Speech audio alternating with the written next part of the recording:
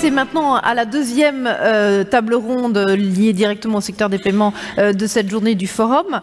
Nous l'avons vu depuis ce matin, depuis la crise sanitaire de 2020, nous traversons différentes crises, tant géopolitiques, la guerre en Ukraine, ce qui se passe maintenant au Proche-Orient, qu'économique, environnemental, plus un contexte d'inquiétude qu'on a abordé tout à l'heure, par exemple, autour de l'intelligence artificielle. Alors quels sont donc les enjeux de souveraineté industrielle dans le domaine des paiements? Je vais demander à Nicolas Mianet, Éric Duforest, Philippe Magarchac, Gabriel Cuminge et Pierre Chassigneux de me rejoindre pour participer à cette table ronde. Prenez place.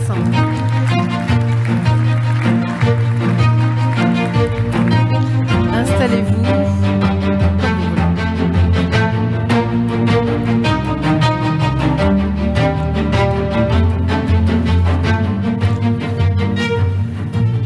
Bonjour à tous les cinq, merci beaucoup d'être avec nous cet après-midi.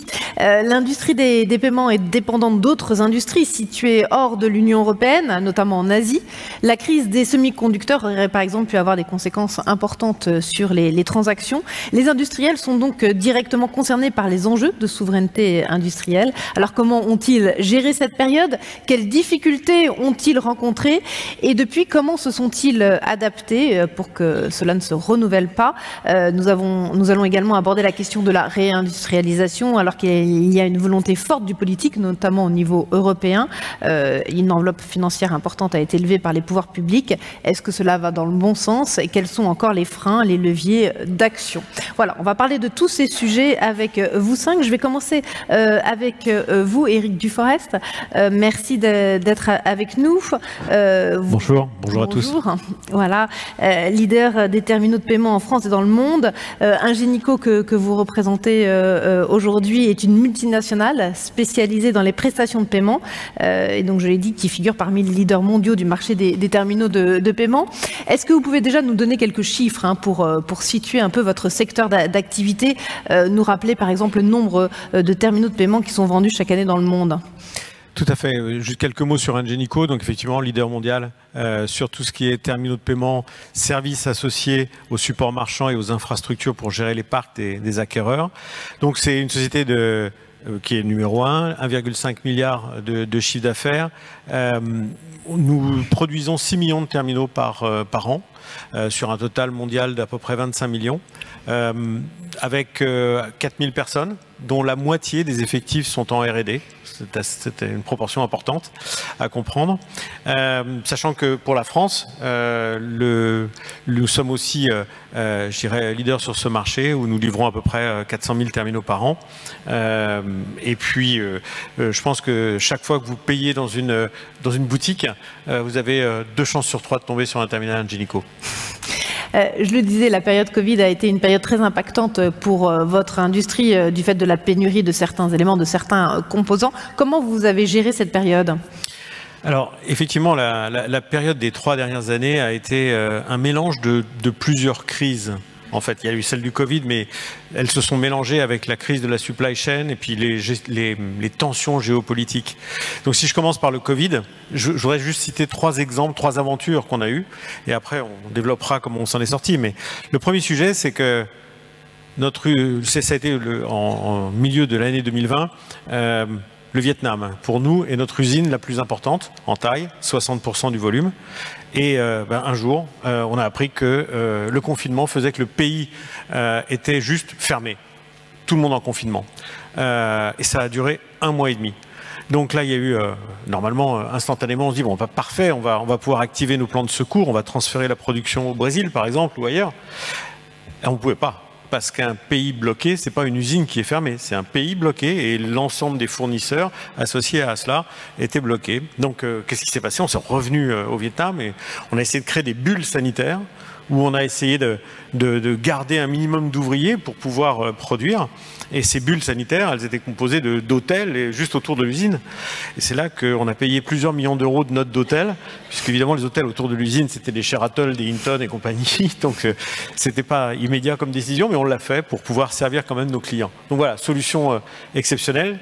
Un deuxième exemple aussi complètement atypique, et dans le monde des services, brutalement, on avait décidé de lancer un service de helpdesk en Angleterre avec 150, pour servir l'Angleterre et l'Australie et le faire à partir de Manille avec 150 personnes.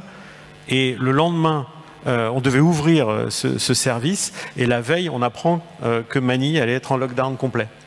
Donc, on a envoyé tous nos agents au helpdesk chercher des PC et ouvrir le service à partir de chez eux. Et ça a marché. Ça paraît complètement fou, mais ça a marché. Et le dernier, c'était, on avait lancé l'ouverture d'une usine en Pologne qui devait réparer 1 500 000 terminaux. Pareil, lockdown en France, impossibilité d'envoyer qui que ce soit là-bas. On a fait toutes les mises en place de processus, les formations, les trainings, etc., les qualifications à distance. C'était juste inimaginable, mais on l'a fait. Du coup, alors ça, c'était la partie Covid, ouais. et ça a marché. Ensuite, la supply chain. La supply chain, en fait, elle a complètement explosé. Le Covid a fait que l'ensemble du marché a augmenté de 20% sur les produits de grande consommation grand public, PC, printer, PC et mobile. Et on s'est retrouvé complètement à l'arrêt.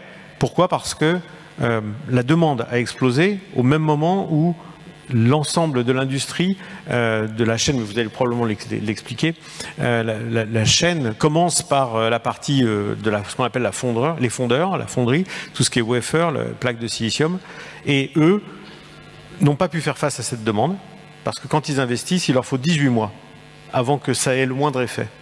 Et donc, la totalité de toutes les technologies qu'on utilise se sont retrouvées à l'arrêt, en complète saturation, en complète blocage. Donc là-dessus, c'est pareil, on a fait plusieurs plans de sécurisation de ces différents sujets, et j'y viendrai après. Et le dernier point, c'est les tensions géopolitiques, où notre usine en Pologne, elle fonctionnait parfaitement bien, et puis le jour de l'attaque de la Russie vers l'Ukraine, l'usine s'est arrêtée. Parce qu'on s'est aperçu qu'effectivement, on avait 40% des ouvriers qui étaient ukrainiens. Donc là, à nouveau, on a activé un plan de backup. Donc, plein d'aventures, plein de réactions pour retomber sur nos pieds malgré ces 3 crises. Ça a été 3 années extraordinaires. Et du coup, quels enseignements vous tirez directement de ces 3 crises?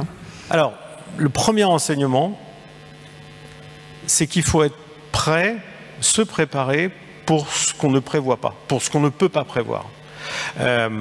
Sur la partie supply chain, clairement, le premier élément d'investissement, c'est d'investir sur les nouveaux produits, sur les nouvelles gammes, parce que les fondeurs investissent sur les technologies les plus récentes. Donc pour nous, il faut que nos clients nous suivent et que nous-mêmes investissions le plus possible sur les nouveaux produits, parce que ce sont beaucoup plus faciles à approvisionner et à produire. Le deuxième élément, c'est de continuer notre effort en R&D pour systématiquement doubler l'ensemble des composants pour chacune des fonctions. Ça, c'est un effort d'investissement R&D très fort, mais aussi de certification et aussi un effort pour nos clients, puisque à chaque fois on introduit des modifications. Le troisième élément, c'est aussi d'augmenter notre propre résilience au niveau des usines.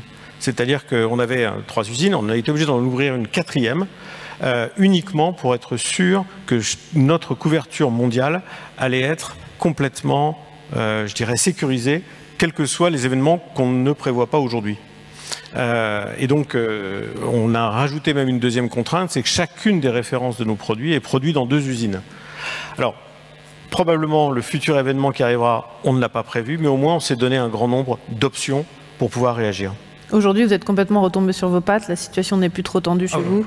La situation est maintenant très sincèrement détendue. Détendue. Détendue au niveau de la supply chain, pour 2 raisons. Simplement parce que maintenant les investissements des fondeurs prennent leur effet.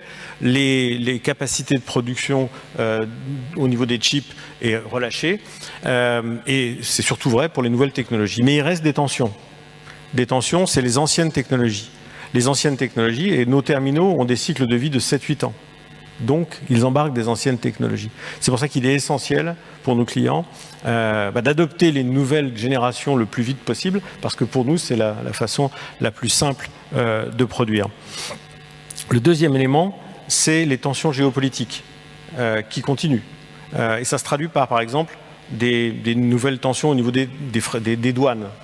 En fonction des éléments je dirais des nouvelles politiques douanières, c'est pas les mêmes usines qui vont produire pour les différents pays. Ça rajoute une complexité. Puis une couche supplémentaire, c'est des nouvelles normes imposées de manière assez aléatoire par certains pays, qui font que certains composants sont interdits, ou par exemple certains composants de communication sont interdits aux États-Unis. Maintenant même l'acier, heureusement on n'utilise pas beaucoup, qui provient de Russie, est interdit dans un certain nombre de pays. C'est juste des couches supplémentaires de complexité, mais bon, oui, la situation s'est très largement détendue. Nicolas Mianet, chez Idemia, vous êtes vice-président opération chez Idemia, qui est une entreprise française de sécurité numérique spécialisée dans la biométrie, l'identification, l'authentification, l'analyse de données et de vidéos. Vous êtes co-leader des cartes bancaires en France et dans le monde. Combien d'unités déjà sont vendues chaque année? Alors bonjour à toutes et à tous. Quelques volumes, quelques chiffres. Idemia produit et vend environ 700 millions de cartes de paiement par an. Alors, pour vous donner un ordre de grandeur, ce sont 2 millions de cartes de paiement qui sortent tous les jours de nos centres de personnalisation. Et en ce qui concerne la France, on parle d'environ 25 millions de cartes par an. Et évidemment, étant, comme vous le disiez, un des leaders sur notre marché, on produit et distribue partout dans le monde. Et ça comprend les nombres de cartes bancaires à puce. Hein, cartes à puce, cartes bancaires de paiement à puce, oui, absolument. Alors pour bien mesurer la dépendance de votre industrie avec d'autres acteurs industriels, rappelez-nous un petit peu tous les éléments qui constituent une carte. Alors les éléments, je vais aller assez vite, mais simplement pour vous présenter effectivement le contenu d'une carte. Une carte, c'est d'abord un corps de carte en PVC en général. On trouve maintenant de plus en plus de cartes avec un corps de carte en PVC recyclé pour des raisons environnementales. La puce, on a parlé, on parlera encore du semi-conducteur. Évidemment, la puce, qui est un des éléments essentiels et qui, entre autres, intègre les fonctionnalités de sécurité logique et cryptographique. L'antenne, on parlait de paiement sans contact tout à l'heure, donc l'antenne qui est connectée à la puce permet le paiement sans contact. Et puis enfin, les éléments de sécurité physique, typiquement l'hologramme, ou encore les informations contenues sur le visuel à la surface de la carte. Alors, parmi tous les éléments que vous avez cités là, lesquels sont produits, enfin sans rentrer dans le détail, hein, en France, en Europe et les autres à l'autre bout du monde? Effectivement, on ne va pas toutes les énumérer, mais pour faire simple... Grosso modo, la part, oui. Oui, absolument. Alors, il faut déjà savoir qu'on privilégie des chaînes d'approvisionnement courtes pour une raison simple, maîtriser nos approvisionnements, nos chaînes d'approvisionnement, mais également pour des raisons environnementales. Pour autant, toutes les filières aujourd'hui industrielles ne le permettent pas. Et pour le coup, effectivement, on revient sur le semi-conducteur, sur la puce. On a encore aujourd'hui, en ce qui nous concerne, une dépendance forte dans le cadre de nos approvisionnements. Pourquoi? Parce que, comme on le sait, le barycentre de la production de semi-conducteurs est asiatique aujourd'hui, donc on continue à s'approvisionner de façon importante en Asie. En ce qui concerne nos productions internes, je parlais de dimension mondiale effectivement, donc on est très régionalisé en ce qui concerne nos productions à travers le monde, et en ce qui concerne l'Europe en particulier et la France tout spécialement, eh bien, je crois qu'on est les seuls aujourd'hui à proposer à la fois la combinaison d'une production en France et de la personnalisation en France à travers notre usine de Vitré et notre centre de personnalisation à Dijon. Alors vous aussi, vous avez été confronté évidemment pendant la période Covid à une pénurie d'un certain nombre de composants. Comment vous avez géré cette période et quels enseignements vous aussi vous en avez tirés? Alors, je dois dire que j'écoutais Eric tout à l'heure, une expérience dans un certain nombre de cas assez similaire. Je pense qu'on a tous expérimenté des situations parfois un petit peu étonnantes ou en tout cas très nouvelles. Et qui ont supposé beaucoup d'agilité. Et qui ont supposé beaucoup d'agilité, effectivement. Oui. Alors pour autant, on a eu cette chance, je vais le dire comme ça, d'être identifié très rapidement dans le cadre de notre activité en général comme activité prioritaire et essentielle. Et il faut l'avouer, ça nous a quand même pas mal aidé dans un certain nombre de situations. Par ailleurs, on travaillait déjà depuis un certain temps sur ces aspects de continuité, de maîtrise de nos chaînes d'approvisionnement, de robustesse de notre outil de fabrication. Et là, pour être très concret, deux illustrations. La première, c'est systématiquement deux fournisseurs au minimum en ce qui concerne les différents éléments que je citais tout à l'heure, constitutifs de la carte.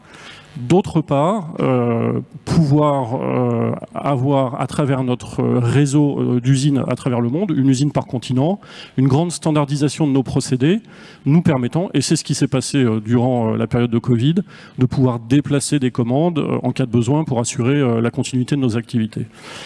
Par ailleurs, et là je reviens à nouveau sur le semi-conducteur, nos équipes de R&D, principalement basées en France, d'ailleurs certaines sont représentées ici, ont travaillé sur la mise au point de systèmes d'exploitation compatibles avec un certain nombre de composants, nous ouvrant plus de possibilités pour accéder à plus de puces et simplement, on parlait d'agilité, nous offrir plus de capacité à nous sourcer.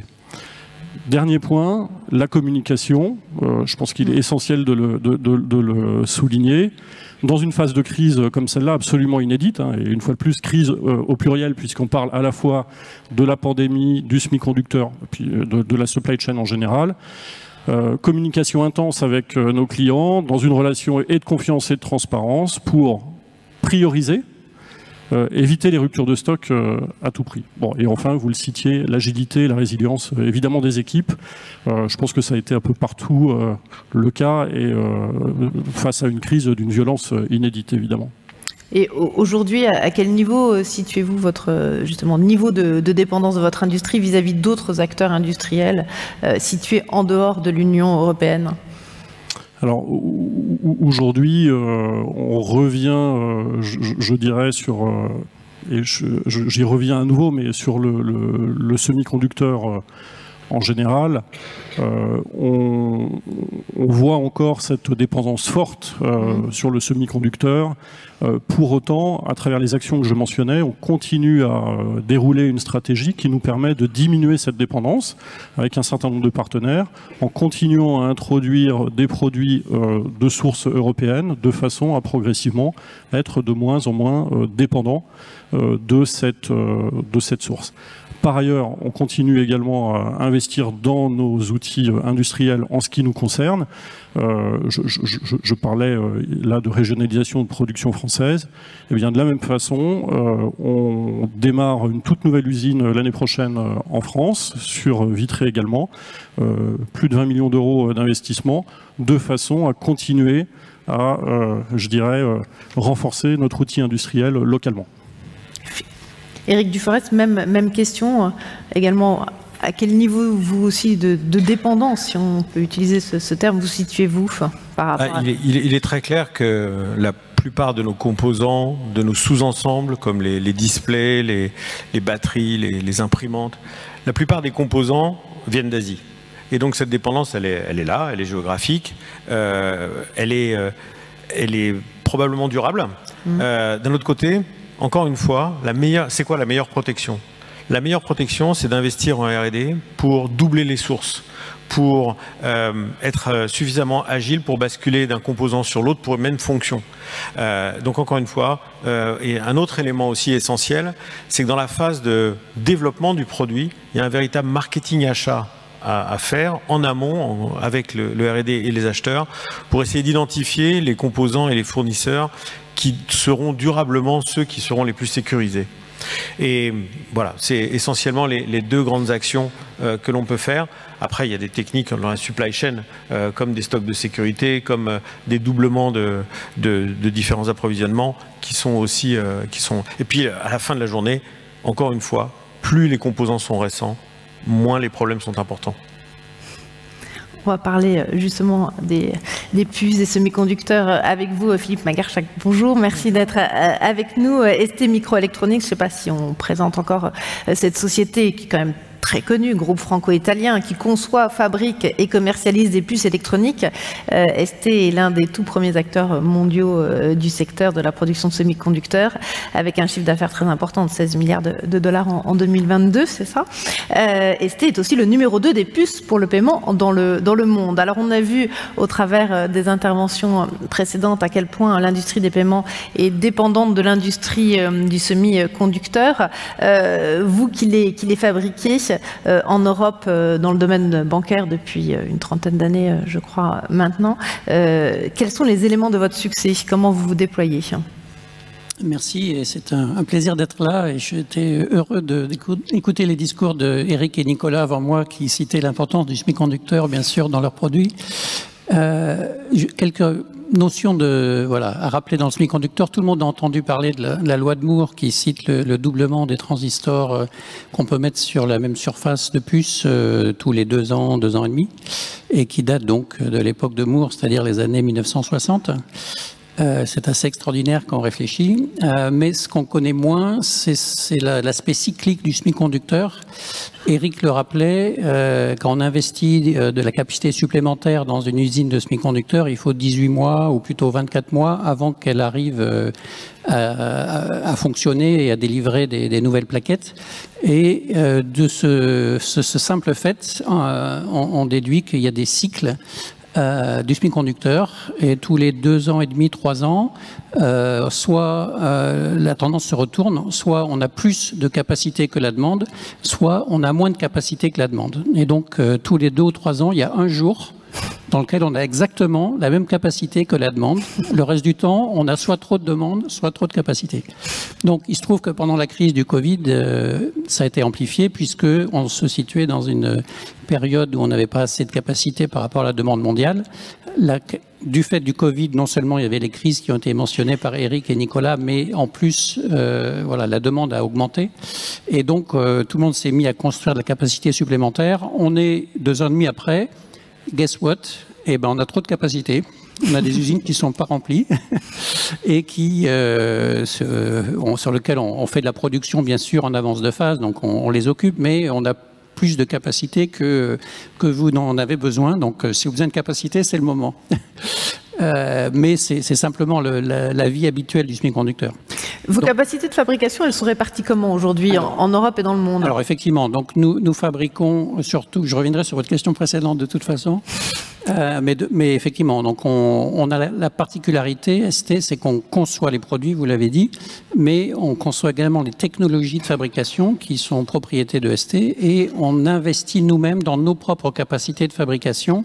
Et pour répondre à votre question, on produit plus de 80% sur nos propres usines, et par sécurité, effectivement, on a des partenaires, notamment en Asie, dans ce qu'on appelle les fonderies, qui font uniquement de la fabrication de semi-conducteurs, sur lesquels on peut déployer nos propres technologies pour avoir de la capacité supplémentaire.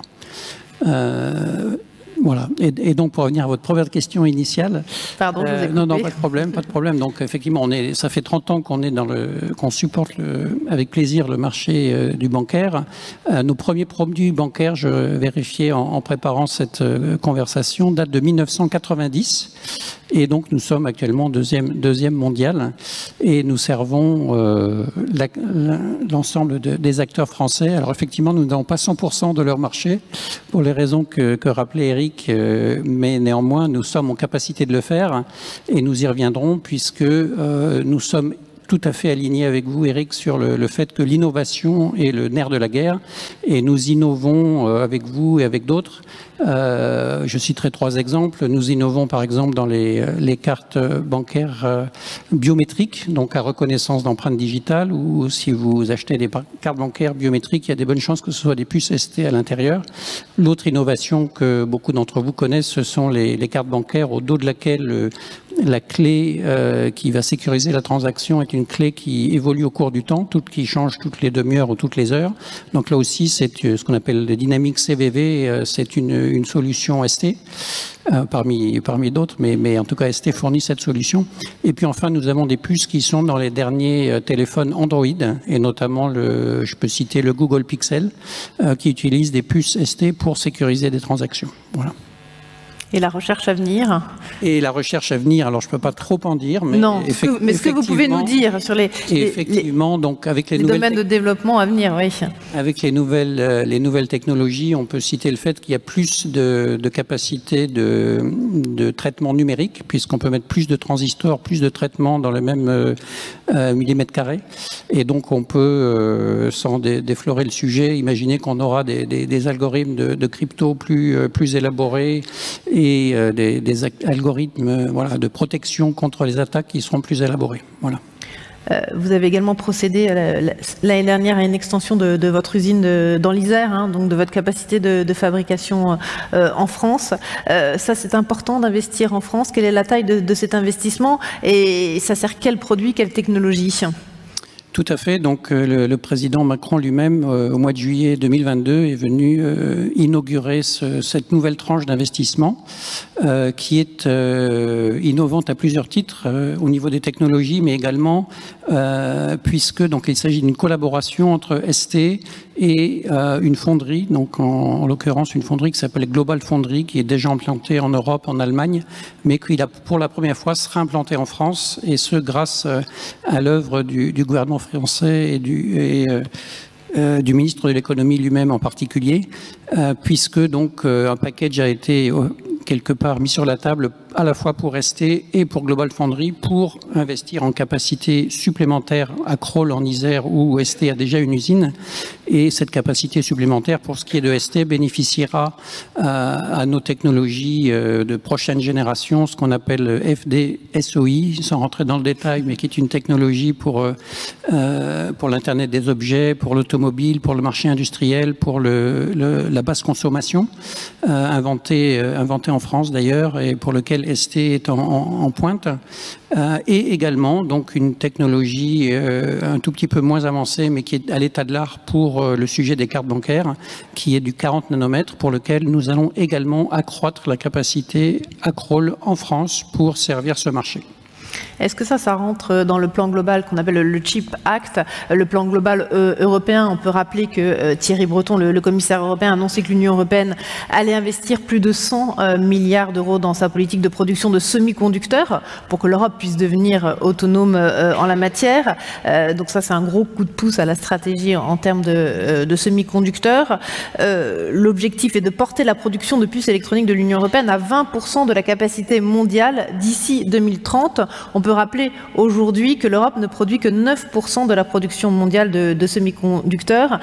Donc cette extension de cette usine en France, ça fait partie de ce plan global européen?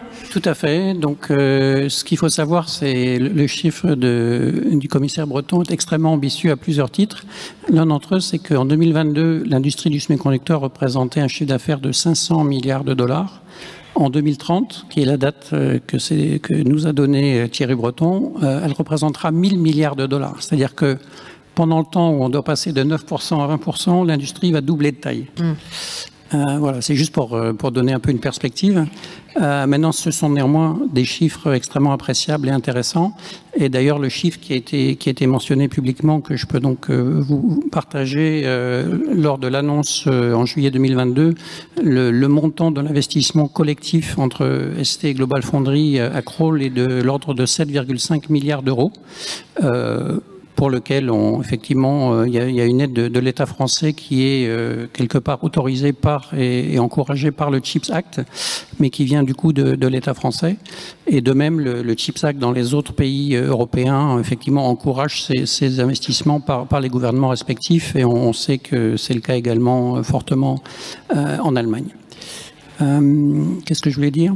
Je ne sais pas, mais du coup, moi, je peux vous demander, est-ce qu'avec cette capacité de production supplémentaire en France, est-ce que tous vos clients européens pourront bénéficier d'une production européenne? Voilà, tout à fait. Donc c'est là où je voulais aller, effectivement. C'est-à-dire que grâce à cette capacité supplémentaire qui nous permet, en particulier, d'adresser les cartes, les produits sécurisés et notamment les besoins des paiements par carte bancaire, on pourra quelque part servir le marché français, mais également le marché européen de nos clients avec une production locale européenne. Je tiens à rappeler d'ailleurs qu'on a 2 usines en France complémentaires qui servent ces technologies. Une donc, dont je parlais, Crolles près de Grenoble dans l'Isère, et une autre technologie à Rousset près d'Aix-en-Provence, donc dans le sud de la France. Voilà, ce qui rajoute encore à notre résilience dans le domaine. Et en tout cas, effectivement, on se rend compte, on savait déjà, mais la résilience maintenant a une valeur encore plus importante qu'avant les crises que vous avez décrites. Et quelque part, on est assez fiers de notre modèle assez unique, donc de ce qu'on appelle Integrated Device Manufacturer, c'est-à-dire d'avoir à la fois les capacités de fabrication et les capacités de conception. Jusqu'à avant ces crises-là, c'était considéré comme un handicap d'avoir toutes ces usines. On ne comprenait pas qu'on investisse et que, etc. Depuis cette crise, c'est devenu vous a donné raison. Un avantage. On a eu raison avant tout le monde. Et on voit bien que maintenant, les clients, et je pense que c'était en creux les commentaires de Eric et Nicolas, apportent une valeur au fait du manufacturing local et de maîtriser toute la chaîne de manufacturing. Voilà. Pierre Chassigneux, pour CB, je vous donne la parole. On vient de voir avec ces interventions qui vous ont précédé que le risque de pénurie de composants a été très réel pendant toute la crise du Covid, et puis bien au-delà, d'autres crises, on l'a vu. Très concrètement, quelles sont les dispositions que CB a prises pendant toute cette période pour essayer de limiter au maximum les conséquences d'une pénurie de composants? Bonjour à toutes et à tous. Je voudrais rappeler que la fabrication de cartes de paiement à puce dans le monde chaque année, c'est 3 milliards d'unités. 3 milliards d'unités, on a dit tout à l'heure que les cartes bancaires en France, c'était 25 millions d'unités. Donc c'est moins de 1% de la totalité de la production mondiale de cartes à puce de paiement qui sont utilisées dans le cadre du système carte bancaire. Donc il faut relativiser. Nous, notre objectif dans une situation de cette nature-là, parce qu'il faut rappeler qu'en 2021, la Smart Payment Association avait annoncé un risque de pénurie de l'ordre de 20% des cartes sur le 2e semestre 2021 et sur l'année 2022. Ça fait donc potentiellement 600 millions de cartes à puce de paiement qui n'auraient pas pu et dont certaines n'ont pas été délivrées. Donc c'est une réalité, 20% ramené au système carte bancaire, c'est 5 millions potentiellement de porteurs de cartes CB qui n'auraient pas pu en 2021, en 2022, voire même cette année, ne pas avoir de carte au moment où leur carte arrivait en fin de validité. Donc il y a une véritable réalité de tout ça. Par rapport à ce que disait, alors je voudrais souligner qu'on n'a pas travaillé uniquement sur la pénurie des composants par rapport aux cartes de paiement, mais on a travaillé aussi dans l'industrie des terminaux de paiement. Et en fait, ce qu'on a essayé de faire, c'est d'être un facilitateur. Je m'explique. On a dit tout à l'heure qu'on avait des processus d'agrément qui sont assez lourds, qui sont nécessaires pour garantir la sécurité, la qualité de service, la disponibilité. Pour autant, dans des situations de crise comme celle-ci, il est de notre devoir d'être à l'écoute du marché et de faciliter, d'avoir l'agilité pour assumer une prise de risque. Alors les industriels qui sont ici le savent bien. Nous n'avons pas cessé d'être en relation avec l'industrie de la carte pour justement adapter les processus, pour faciliter la production des cartes, alors que tous les critères n'étaient pas respectés. Donc ça, c'est un premier élément, c'est l'agilité absolument indispensable dans ce type de situation. Maintenant, notre métier aussi, quand on gère un système de paiement, c'est le signe noir, c'est-à-dire se mettre dans la situation la pire. La situation la pire, c'est, comme je disais, potentiellement 20% des composants et 20% des clients des banques françaises qui ne pourraient pas être servis en termes de renouvellement de cartes. Là, on a eu 3 piliers pour traiter ce sujet. Le premier, c'est encourager la diversification. On offre, en gros, sur le système de paiement CB, il y a 2 grands fournisseurs de semi-conducteurs, ST, Infineon. À ce moment-là, en 2021, certains produits phares utilisés par les banques françaises s'appuyaient sur un seul composant, soit un composant ST, soit un composant Infineon. On a facilité, on a demandé, on a même participé financièrement au développement de produits qui permettaient d'être portés sur un autre composant. Typiquement, un industriel comme Idemia qui était sur ST est passé sur Infineon, et un autre comme Thales est passé sur ST s'il était sur Infineon. Donc ça, c'est très concret. Et donc ça, c'est traduit quelques mois après par une diversification. Et comme le soulignaient Eric et Philippe, nous avons profité dans cette diversification à encourager le développement sur des produits de dernière génération. Ça, c'est fondamental. Il n'y avait pas le même niveau de pénurie sur des composants de 40 nanomètres qu'il n'y en avait sur les technologies précédentes. Donc ça, c'était fondamental pour nous d'encourager l'utilisation de technologies de dernière génération du fait du risque plus faible, entre guillemets, de pénurie. Deuxième sujet, c'était de se dire, si demain, malheureusement, un certain nombre de Français ne peuvent pas avoir leur carte au moment du renouvellement, est-ce qu'on ne pourrait pas leur émettre quelque part des cartes virtuelles ? Vous allez voir qu'on va parler de plus en plus de cartes virtuelles. On parle de cartes virtuelles dans des situations normales, mais encore plus dans des situations de crise. L'idée, c'était quoi? C'était de dire, bon, ma carte arrive à expiration, ma banque va me délivrer une carte virtuelle, un numéro de carte virtuelle que je vais pouvoir utiliser sur Internet, donc je vais pouvoir continuer à faire des achats sur Internet. Et puis une carte virtuelle, ça peut se digitaliser. Ça peut se mettre dans une application de paiement mobile. Philippe Lelani parlait tout à l'heure d'Apple Pay, Samsung Pay, Google Pay. Eh bien, si j'ai une carte, un numéro de carte, j'ai besoin que d'un numéro de carte pour pouvoir digitaliser et ensuite faire des achats en paiement de proximité avec ma solution de paiement mobile XXP. Donc voilà, donc on a travaillé sur cette deuxième projection, c'est-à-dire faciliter quelque part l'émission de cartes virtuelles et la digitalisation de cartes virtuelles. Troisième sujet, alors là c'est vraiment le pire du pire, et se dire, bon, toutes les banques ne seraient pas en capacité de générer des cartes virtuelles, de proposer un service de digitalisation de leurs cartes.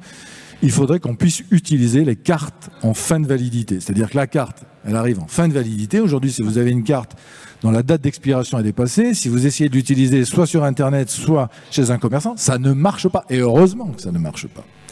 Mais dans la situation la pire, on aurait bien aimé que ça marche. Donc on a lancé un grand projet au CNCB avec tous les experts, dont certains sont ici, à la fois d'un point de vue sécuritaire et d'un point de vue fonctionnel, pour voir dans quelle mesure on aurait pu utiliser des cartes CB après la date de fin de validité. Et on est arrivé à la conclusion que ce n'était pas possible de le faire sur les cartes sans contact, mais c'était possible de les faire avec les cartes à contact, moyennant quelques paramétrages pour, pas tous les systèmes d'acceptation, mais un certain nombre d'entre eux, et puis aussi de faire une évolution sur les serveurs d'autorisation. C'est ce que les banques ont fait. C'est-à-dire qu'on s'est mis dans la situation où si malheureusement la situation devenait tellement critique qu'il aurait fallu, entre guillemets, permettre aux Français d'utiliser leur carte après la date de fin de validité, que ce soit possible, et c'était possible de le faire dans un mode contact, c'est-à-dire avec insertion de la carte et frappe du code confidentiel. Bien sûr, on a eu la chance, on n'a pas vécu tout ça. On n'a même pas eu, entre guillemets, à mettre en œuvre une des trois hypothèses, si ce n'est qu'il y a eu la diversification, effectivement, des composants pour la fabrication des cartes. Mais du coup, quelles leçons vous en tirez? Tout simplement... Laquelle de ces trois hypothèses? C'est de l'agilité, c'est de la réactivité. Quand on est, un peu ce que disait Eric tout à l'heure, on ne peut pas tout imaginer. Et c'est un peu comme quand on a eu à gérer l'augmentation du montant de 30 à 50 euros, parce que là aussi, c'est lié à la crise Covid. En fait, on ne l'avait pas imaginé, ce processus. On l'avait imaginé, mais dans un temps long. On s'était dit, bon, on le fera, il nous faudra en gros 2 ans pour le faire. Sauf qu'on l'a fait en moins de 2 mois. La réalité, ça a été ça. C'est-à-dire qu'on se rend compte que face à une situation, à une crise, on est en capacité, tous réunis, parce que ce que je n'ai pas dit, c'est que tous les 3 mois, parfois même moins, on était en relation carte bancaire avec l'ensemble de l'industrie.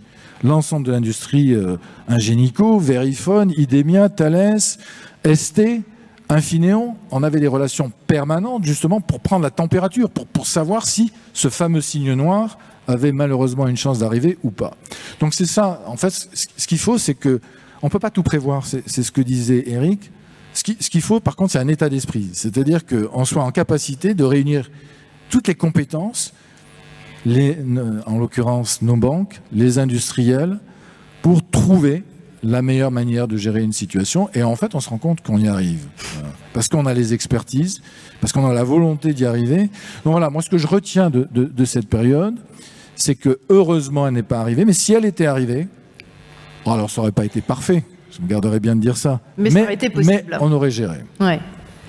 Je me tourne maintenant vers le représentant de l'État pour la Direction Générale du Trésor, Gabriel Cluminge. Bonjour, merci d'être avec nous. Quelles leçons, vous, justement, vous tirez de tout ce qu'on vient d'entendre, de cette crise Covid et des crises par la suite, qui ont engendré, effectivement, qui ont supposé d'être suffisamment agiles, de s'adapter et d'inventer des choses au fil de l'eau? Écoutez, d'abord, bonjour à tous. La première chose que j'en tire, c'est peut-être, en fait, c'est l'objet même de la table ronde, donc c'est très bien. C'est de se rappeler que derrière cette industrie de services qu'est les paiements, et derrière les services financiers de manière plus générale, c'est l'importance vitale de la production physique. Et donc, je pense que les trois représentants d'Ingenico, d'Idemia et de ST Micro ici, je trouve, l'ont donné à voir de manière très tangible. Alors, ça, j'imagine que pour la plupart des gens dans la salle, c'est pas une nouveauté, encore heureux, puisque c'est votre travail de tous les jours. Je ne vais pas vous dire que les pouvoirs publics le découvrent, hein, encore heureux. Pour autant, pour revenir sur les expériences qu'on a pu avoir tous, d'une part pendant la crise Covid, d'autre part pendant les périodes de tension critique sur les chaînes d'approvisionnement, sachez que le type de choc, de non-préparation, de nécessité de réfléchir vite et de s'adapter de manière agile, on l'a vécu aussi du côté des autorités publiques. Donc pour revenir sur le point que vient de faire Pierre Chassigneux en expliquant les sueurs froides que tout le monde a eues sur que fait-on s'il y a un certain nombre de millions de clients qui arrivent avec une carte qui arrive à expiration et pas de nouvelle carte, c'était suivi à très haut niveau, du côté des autorités publiques et typiquement au ministère de l'économie et des finances. Je suis très heureux, je dois dire à un titre personnel, qu'on ne soit pas arrivé jusqu'à la solution de dernier rang qui était de dire on va prolonger la durée de validité des cartes, quand bien même sur le support physique il y a une date qui est dépassée, parce que moi, pour avoir essayé d'expliquer à des vigiles à l'entrée de la Commission européenne à Bruxelles que ma carte d'identité, elle était encore valable 5 ans, c'est quand même assez compliqué. Blague à part, sur ce sujet-là, je pense qu'il y a malgré tout une prise de conscience importante, et je vais revenir sur cette dimension-là et sur le lien entre le physique et le dématérialisé. Et donc par rapport à ce que disait le ministre Jean-Noël Barrot tout à l'heure et toute la stratégie digitale qui est mise en œuvre par le gouvernement, je pense qu'il est vraiment très important que dans le secteur bancaire et dans le secteur des paiements, de bien avoir conscience que on le prend comme un tout avec les stratégies amont sur les infrastructures numériques, sur les capacités de production de composants, etc. Je ne sais pas si vous voulez que je continue à élaborer, oui, comme je sais que vous tenez le temps, je ne veux pas... Non, et peut-être par rapport à ça, je pense pour élaborer un petit peu plus... Pardon. Le point, c'est que du coup, je pense il y a deux choses importantes qui se rejoignent et qui sont en place aujourd'hui dans la stratégie de l'État. Si je suis là pour parler au nom, y compris de mes petits camarades qui s'occupent, par exemple, des affaires industrielles, c'est que le choix de réindustrialisation, c'est pas juste dans le discours politique. Du coup, je vais être assez rapide puisque je crois que Monsieur Magarchak a donné le meilleur exemple. C'est qu'il y a un accompagnement. BPI France, comme vous savez, est au capital de ST Micro de manière très présente depuis 2015, si je ne me trompe pas, ou 2013. Et par ailleurs, ça se traduit par de la mise d'argent public. Et de ce point de vue-là, post-crise Covid, le fait d'être allé au forceps, parce qu'on était pas très nombreux parmi les États membres au début, allait dire qu'il fallait ouvrir un peu la manière dont la Commission européenne et dont les autres États membres devaient considérer le fait de mettre des aides d'État, c'est-à-dire mettre de l'argent public pour des projets privés, parce qu'il y a un intérêt de résilience, parce qu'il y a un intérêt d'indépendance sur le territoire européen. C'est quelque chose de nouveau. Je pense que c'est quelque chose qui va perdurer. Donc, à l'avenir, on en reparlera. Peut-être que à la fin, si vous voulez, je conclurai sur la question de l'euro numérique ou ce genre de choses. Derrière, il y a des questions du style, est-ce que demain, pour l'avenir des paiements en Europe, pour l'avenir des paiements par carte, il faudra qu'il y ait un investissement plus direct de la puissance publique dans le marché. Le deuxième choc a été fait, il est peut-être il est beaucoup moins grand public en tout cas, mais je peux vous assurer qu'il est tout aussi profond et tout aussi assumé. C'est celui de se dire que l'industrie les industries du secteur financier au sens large, dont l'industrie des paiements, c'est une industrie en soi, qui a des enjeux de souveraineté, qui a des enjeux d'emploi et qui a des enjeux d'indépendance. Alors je note magnum opus là-dessus, c'est les conclusions du Conseil ECOFIN d'avril 2022, je le cite parce que c'était sous présidence française du Conseil de l'Union européenne, mais blague à part, vous avez là-dedans un manifeste politique de la part des ministres des Finances des 27 pays de l'Union européenne pour dire l'industrie financière, elle est porteuse d'enjeux de souveraineté. Et de ce point de vue-là, ce qui s'est passé au moment des sanctions, qui continuent d'ailleurs, qu'on a mis en place contre la Russie, qui est d'une toute autre échelle par rapport à ce qui avait été fait sur l'Iran, montre que garder la souveraineté sur son secteur des paiements, c'est un enjeu critique. Et de ce point de vue-là, aujourd'hui, on a probablement à regagner un peu des choses au niveau européen, parce que pour l'instant, on a des sanctions alignées avec celles des Américains contre la Russie. Moi, je ne sais pas ce qui se passe après novembre 2024, si jamais les choses tournent mal de l'autre côté de l'Atlantique. Et quels sont encore les autres défis à relever, selon vous? Qu'est-ce qui vous semble primordial aujourd'hui? Alors, de ce point de vue-là, je pense que on a la mise en œuvre de ces deux enjeux qu'on a cités, donc avoir une capacité de production de semi-conducteurs, avoir des capacités de production de composants et de produits directement sur le sol européen, la diversification, tout ce qui a été beaucoup mieux expliqué par les orateurs précédents, c'est un élément critique et on doit continuer l'effort. En matière de paiement, je pense que tout le monde ici a conscience du fait que puisqu'on est au forum carte bleue, au forum carte bancaire. Vous voyez déjà, ma langue, comme elle ne devrait pas. Mais je pense que ça dit quelque chose, et de ce point de vue-là, la campagne à venir du groupement du GIE carte bancaire est intéressante. Il y a un moment, et le fait de choisir d'aller avec un logo un peu revisité, d'aller avec une campagne plus ancrée dans le territoire, en soi dit quelque chose. Donc un des enjeux, c'est que autant il y a des positions industrielles au sens de l'industrie financière, l'industrie du paiement française et européenne qui sont fortes, autant ces positions sont quand même assez essentiellement fragmentées sur une base nationale. Il y a relativement peu de gros acteurs nativement européens qui ait une surface pan-européenne. Et de ce point de vue-là, enfin, on se parle de cartes bancaires, évidemment, Visa, Mastercard ont une empreinte européenne et des bases européennes très fortes, mais restent des acteurs dont les centres de décision ultimes sont quand même aux États-Unis. Donc, on a un enjeu à l'avenir à non pas se dire qu'on va européaniser ou nationaliser le secteur, mais à avoir justement une diversification. Du point de vue de l'autorité publique, nous, on sera plus à l'aise si demain on se dit le marché est dominé par une poignée d'acteurs dont au moins quelques-uns sont nativement européens et pas uniquement transatlantiques ou demain des acteurs asiatiques. Ça, c'est la première chose sur la fragmentation. La deuxième chose, c'est je pense que ça a été, quelques exemples ont été donnés. Par exemple, sur les trois chiffres au dos de la carte de sécurisation, les cycles d'innovation se raccourcissent. En tout cas, c'est ce que me disent les industriels. Donc, je reprends le mot. Et de ce point de vue-là, on a probablement un enjeu à accélérer un petit peu la mise à jour du cadre donné par les autorités publiques et notamment du cadre de régulation. Donc c'est pour ça que le paquet de textes législatifs mis sur la table par la Commission européenne fin juin et qu'a cité le ministre Jean-Noël Barrot est important. C'est que c'est la première étape, puisque probablement on devra y revenir après les élections européennes de l'année prochaine, d'une modernisation de notre cadre de régulation. Et il faut qu'on le modernise d'une part pour prendre en compte les évolutions technologiques d'aujourd'hui et de demain, et d'autre part avec cet enjeu de souveraineté, d'indépendance à l'esprit. Je citerai juste deux petits exemples.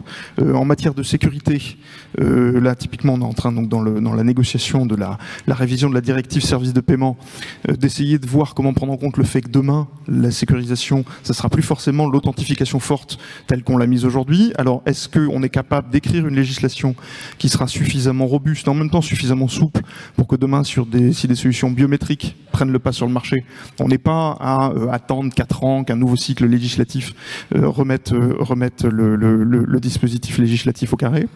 Deuxième exemple, vous avez cité, je ne sais plus lequel d'entre vous, les wallets, Samsung Pay, Google Pay, Apple Pay. Typiquement, on est en train de pousser très très fortement Parlement pour que, dans le cadre de cette révision d'un texte qui sera en vigueur à la fin de l'année prochaine, hein, si tout va bien, on les soumette à une supervision et une régulation, puisque aujourd'hui, vous n'avez pas d'accroche pour un superviseur, pour l'autorité de contrôle prudentiel, pour la BCE, pour dire s'il y a quelque chose qui se passe mal avec Samsung Pay, je peux aller chercher Samsung si c'est de lui que vient le problème.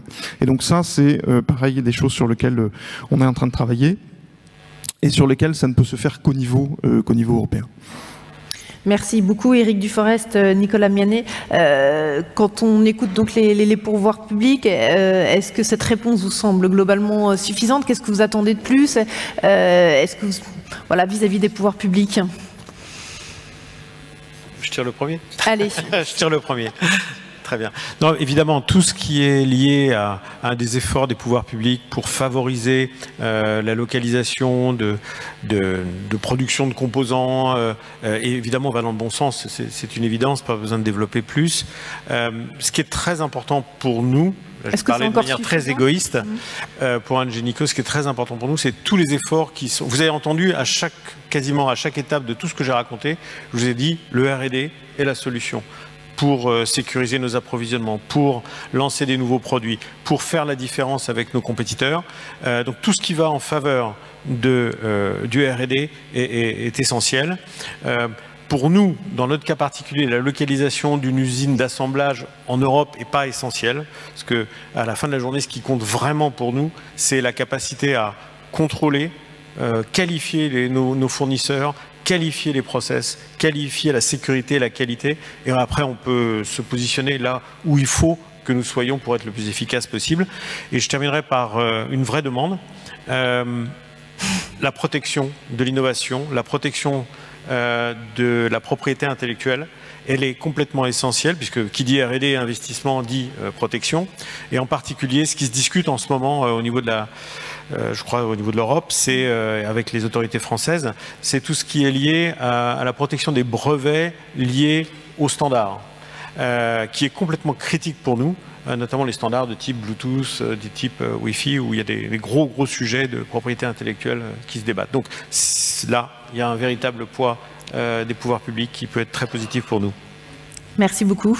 Nicolas Mianet. Simplement pour compléter ce que disait Eric, je vais peut-être revenir au-delà de la partie R&D, dont je vais reparler dans un instant, sur la partie industrielle au sens production du terme. Je pense qu'au-delà des pouvoirs publics, c'est même une action de l'ensemble des acteurs dont il faut parler. On a fait le choix d'une production française, comme je le disais, chez Idemia pour le marché français. Il est important que l'ensemble des acteurs poussent ces actions de régionalisation, localisation. C'est vrai de nos fournisseurs, c'est vrai de nous-mêmes dans le choix de nos fournisseurs ou dans le développement de notre outil industriel. Je parlais tout à l'heure des investissements qu'on réalise. C'est le choix également de la part de nos clients dans le choix de leurs fournisseurs. Et enfin, c'est le cas en ce qui concerne les pouvoirs publics pour supporter l'ensemble de cette démarche. On a parlé du support apporté sur le semi-conducteur, sur l'ensemble de cette démarche industrielle. Et juste pour conclure, évidemment, la partie innovation, conception, R&D dont on parlait, elle est absolument critique dans ce dispositif. Que ce soit effectivement sur la partie propriété intellectuelle, dans la rétention des talents, l'attraction des talents, etc. etc. C'est-à-dire également dans nos ressources propres à ce développement et cette R&D. Philippe Maguerchak, vous vouliez ajouter quelque chose sur cet accompagnement des pouvoirs publics? Oui, effectivement, je remercie encore une fois l'État français pour l'accompagnement qui est fait pour l'accroissement des capacités de ST à Crolles en Isère. Symétriquement, nous avons des usines en Italie et effectivement l'État italien aide ces usines. Je pense qu'il ne faut pas avoir de naïveté. La Corée aide l'industrie coréenne du semi-conducteur de manière massive. Taïwan encore plus. Sans parler de la Chine qui met une centaine de milliards de dollars sur la table, équivalent. À l'échelle des États-Unis, les États-Unis mettent des milliards de dollars également. Le Canada met des milliards de dollars. Le Japon met des milliards de dollars. L'industrie du semi-conducteur n'existe pas sans l'aide d'État. Donc ne soyons pas naïfs. Effectivement, c'est important, mais c'est le mode de fonctionnement. c'est la guerre, j'allais dire, économique entre tous les acteurs mondiaux. Et voilà, pour survivre dans cette guerre, il faut avoir les mêmes armes que les autres acteurs. Donc ça, c'était un point important à retenir. Et justement, est-ce que la stratégie européenne vous apparaît suffisante par rapport à la stratégie américaine, la stratégie chinoise? Est-ce qu'on met assez de 1000 milliards d'euros sur la table? Ouais. Donc, c'est une question simple, la réponse est complexe. Le monde du semi-conducteur est complexe, je viens juste d'y faire allusion un tout petit peu. Je recommande comme lecture pendant les vacances de Noël un excellent livre sur le sujet qui s'appelle Chip War de Chris Miller, qui est sorti l'an dernier et qui décrit l'histoire du semi-conducteur et les différentes phases, les différentes guerres économiques qu'il y a eu et quels ont été les vainqueurs et quelles ont été les victimes de ces différentes guerres. Et je terminerai en disant que pour ce qui est de l'industrie européenne consommatrice de semi-conducteurs qui sont donc le marché sécurisé et du paiement d'une part, l'automobile, le marché industriel, les usines intelligentes qui sont les objets connectés. L'investissement qui est fait en Europe correspond à ces besoins-là. Symétriquement, les besoins des industriels américains, on parlait ce matin d'intelligence artificielle générative, sont complètement différents. C'est effectivement, on a besoin à ce moment-là de technologies beaucoup plus avancées, on va dire. J'aime pas tellement ce mot-là, mais en tout cas beaucoup plus complexes à fabriquer, pour lequel les investissements sont plus importants et donc proportionnellement, effectivement, l'aide d'État est plus importante. Mais pour ce qui est du profil économique des industriels européens, l'aide qui a été consentie est déjà significative. Merci. Merci. Gabriel Kminge, vous vouliez ajouter un petit mot sur cette aide ? Non, je repars avec les demandes, mais ça ne m'étonne pas complètement sur les points qui ont été soulignés. Je note l'intervention de M. Magarchak comme le fait que l'effort est substantiel et à cette aune-là. Et je reviens sur ce que je disais tout à l'heure, c'est que de ce point de vue-là, constater aussi que les industriels disent OK, il commence à se passer quelque chose, et on constate qu'il y a un vrai bouger des autorités, ça nous aide, je pense, nous aussi, parce qu'encore une fois, je prends le mot sur l'industrie du semi-conducteur n'existe pas sans les aides d'État. C'est encore une fois, je pense qu'il y a 3-4 ans, on n'aurait pas pu, j'aurais pas pu entendre cette phrase-là sans vous dire, je suis d'accord avec vous, mais en fait, on est tout seul parmi 27 à penser ça. Et de ce point de vue-là, je pense qu'il y a vraiment quelque chose qui s'est passé et il faut continuer dans cette voie-là. Donc Merci. Pierre Signe, je vous donne la parole, Pierre, pour la conclusion de cette table ronde. Moi, ce que je voudrais souligner, c'est que là, on a parlé de souveraineté industrielle. Si on prend un petit peu de dimension un peu sur la souveraineté des paiements. Alors, la souveraineté industrielle est absolument nécessaire. C'est une condition nécessaire, mais elle n'est pas suffisante. C'est-à-dire qu'il faut qu'on ait une indépendance technologique. Effectivement, on a besoin d'avoir des sources d'approvisionnement qui nous permettent d'être indépendants, d'un point de vue semi-conducteur notamment. Mais il y a véritablement aussi un vrai sujet, ce qu'on a abordé tout à l'heure, de propriété intellectuelle. On expliquait tout à l'heure que les nouvelles cartes de paiement de cartes bancaires, CBL, elles sont basées sur un standard indépendant dont la propriété est européenne, qui s'appelle CPACE. On a 8 millions, d'ici 3-4 ans, 90% des cartes seront toutes CPACE. Ça, c'est aussi un élément absolument central de notre indépendance, de notre souveraineté. Et puis, on voit bien qu'aujourd'hui, avec la digitalisation des moyens de paiement, la part, entre guillemets, du mobile va être de plus en plus importante, jusqu'à devenir probablement, entre 5 et 10 ans, prépondérante.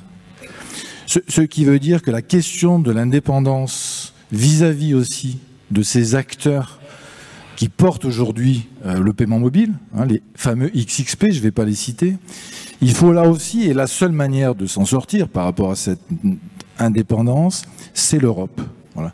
Si on veut peser sur un certain nombre de GAFAM par rapport, par exemple, à l'interdiction d'utiliser telle ou telle, je dirais, particularité caractéristique qui nous permet de faire des paiements sans contact. Je ne rentrerai pas dans le détail, mais tout le monde voit ce que je veux dire.